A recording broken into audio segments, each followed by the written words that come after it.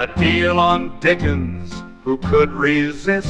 A stack of Austen, warmly kissed. Golden Age crime tales twist and turn, every page a treasure to learn. Books keep coming home with me, piles so tall they're all I see. Turn a page and sail the sea, reading always feels so free. Hi, my name is Talia. Welcome to Talia Nerds Out. This is a genuine question for other booktubers who are into Walter Scott, and maybe even others who have read Walter Scott but might even have a different opinion than really big Walter Scott fans. So I read, as a group read, toward the end of last year, Ivanhoe. Thoroughly enjoyed it. All that. Great reading experience, great discussion, fun was had by all. And we plan on reading the same group of people, Rob, Roy, and May. Looking forward to it. My mom and I decided to read as a buddy read for the first quarter of this year, Waverly. I knew going in that Waverly was his first novel and that it starts slow. I did not expect it to be glacially slow. I did not expect the wordiness for the sake of wordiness and the pompous. I know the pompousness is the Baron's character, but every time he speaks, I zone out. I don't speak French, so when he goes into French, it doesn't help. And I know that that can be a way to engage with the character as well, but I'm not enjoying it. I'm 80 pages in, which these aren't small pages either. Like, this is, that's 80 pages in, but it's also, that would be I'm about to start chapter 14. I feel like nothing has happened. And that's saying a lot because, I like classics. I was willing to accept more description than might be my preference simply because I know that was a style at a certain era. But, oh my gosh, there is description and then there is description. At the same point of the novel in Ivanhoe, I was completely hooked. He definitely progressed in his art by the time he got to Ivanhoe. Because if I was to go by page number, which would be more than generous considering that this is a smaller, book physically than the other one. At page 80, I was thoroughly hooked. I had several characters I could connect to and that I cared about. Now, if I was to go by chapter number, to go by chapter 14, hold on. I have to go and find chapter 14.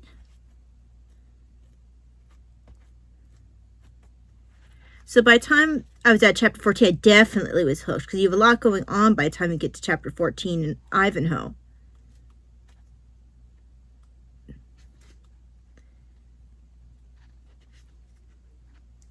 Yeah, you've already met Prince John at that point. You're already at the tournament. So you've met so many different characters at this point in Ivanhoe. At either point, even if I go to 80 pages, there's so much more going on. And I don't mean that I have to have like an action-packed story to enjoy it. I just want even some interior motion. And I feel like I'm hearing things said, but nothing's happening even within the character. Waverly is dull. He's dull as a dish rag. He's got no personality whatsoever at this point. He's like a blank slate. I know he is very imaginative and romantic, at least that's what we're told, and that he is naive to the actual world. But and maybe it's because I haven't seen him out in the actual world yet, but I don't care about any of these characters. The closest one I come to caring about at all is Rose, and I've barely seen her. Because, I mean, Scott still at this early point does have a gift for drawing your attention to the female characters, but oh my gosh, I just am having so much trouble getting past the overabundance of description that doesn't mean anything. Like, if you're going to describe something, have it mean something. But it doesn't, and I don't understand. Why is this book so popular? Why do people like Waverly? I understand why people like Ivanhoe. I don't get why people like Waverly. And I see people whose, reading choices I respect give Waverly 5 stars. And I'm like, what are you seeing that's 5 stars worth? I am not even sure I can finish this novel. And I like classics. It's just, I don't think that I'm dense. I don't think that I'm incapable of focusing. I know that if I'm tired or whatever, yes, but I just don't care about these characters. What is it that you guys are finding so interesting? I'm not sure if it's worth going another 80 pages or so to even get something to make me care about the character. I don't know. I'm told that a little farther on I get like it's a morsel because my mom is ahead of me because I've been doing anything but reading Waverly. I'm reading British Library crime classics. I'm reading my biography of Augustine. I look at Waverly and move on to something else because it feels like I'm wasting my time. What is it that you like about this? Tell me something. What is it worth hanging on to read this novel? Is Waverly himself even that does he get something? Is there some? I don't know, y'all. I don't know if I can finish it. It's a beautiful book. I want to, but I don't want to. There's so little time, it feels like there's so little time to waste on a book that you're not enjoying, and I don't know if I want to waste time on Waverly. Which is a shame, because like I said, I can think of a couple people right off the top of my head who really enjoy this book. I don't understand what you're seeing in it. And I know, too, Luminous Libro, Ghost Readers in Sky, you guys love this. I know you do. What is it that you like about this? Why should I hang on? I don't know. I just don't get it. What am I missing? Is it style? I didn't mind his style. And yes, he does love description in a way that I don't particularly prefer. But it wasn't a problem in Ivanhoe. I don't know. Please tell me Waverly's the worst of his works. That everything else is, that Ivanhoe's not the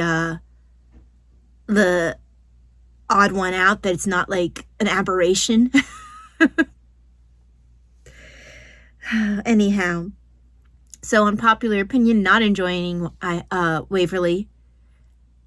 And I really need a reason to continue because I'm having trouble making myself read the darn thing. Because I have nobody I care about in here. Waverly could disappear and the character Waverly could disappear and I couldn't care less. But I'm not sure who I would grab onto if he did disappear because there's no one else. If they gave me more Rose, maybe, but they had to give her a plot. But the titular character, because Ivanhoe himself was kind of a blank slate. But at least he had something to him now granted, it took a while for us to see something of Ivanhoe's personality, but there were enough characters around him that kept you interested that it didn't matter that Ivanhoe was a bit more of a blank slate. But with Waverly, there's not enough in the way of supporting cast that's interesting to make the fact that the titular character is not interesting a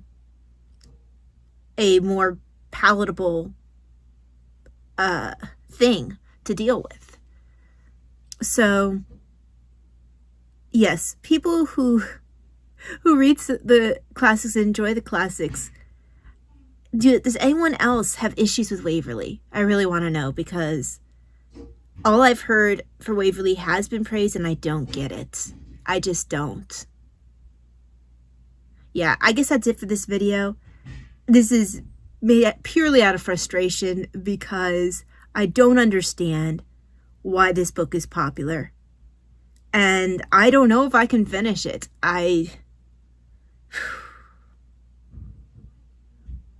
It's a bit of a slog. And not because, okay, so there's a difference in how Waverly's a slog than in how I found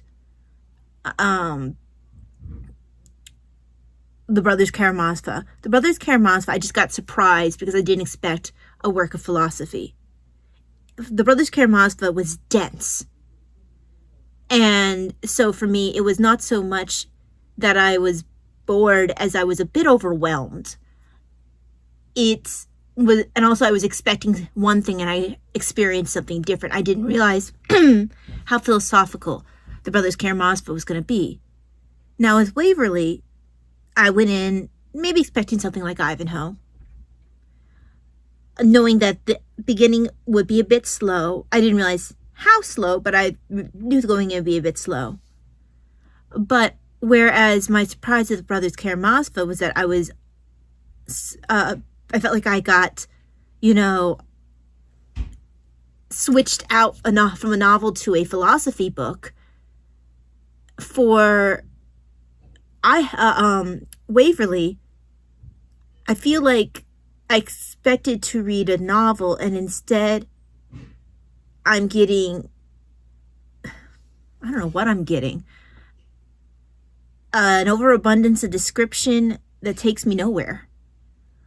No character, not really anything of characterization that's interesting. I don't know, I feel like by 80 pages, you should give me something to care about. I don't know. I don't know how Waverly didn't kill Scott's career before it got started. But yeah, so I've had times when I've started books, classics, and not finished them. But a lot of times when that's been the case, it's either been because, like in the case of Brothers Karamazov, where I didn't expect something quite so philosophical and I just wasn't in the brain space for it. Or with Elizabeth Gaskell's Mothers and Daughters, where I just had overwhelmed myself by picking up too many buddy reads at once. And I realized that I needed to pull back and try it again later when I wasn't quite so overwhelmed. But neither of those factors are present with Waverly. With Waverly, there was no surprise, like, depth to it. There's no overabundance of other read-alongs or buddy reads that I am saddling myself with. I'm just simply not enjoying it.